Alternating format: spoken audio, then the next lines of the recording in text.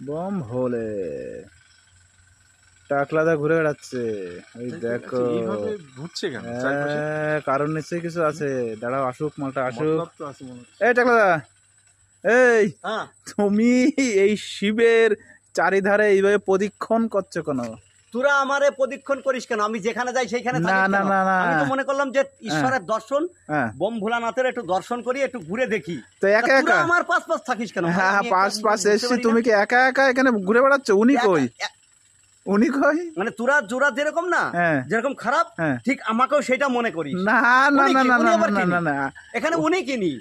বুঝতে পেরেছি, তুমি এসে দেখে যাচ্ছ ঠিক বোম ভোলার কোথায় বসবা আর হ্যাঁ। ওনাকে নিয়ে এসে বসবা, তাই তো? হ্যাঁ। মানে তুমি যেরকম সেরকমই মনে করো। কেন আমি কিরকম? তোমাকে জানো কি দরকার? শুধু কি দরকার? কষা গণধোলাই করার দরকার। খসা দেখো না তাহলে কথা হ্যাঁ। কেন?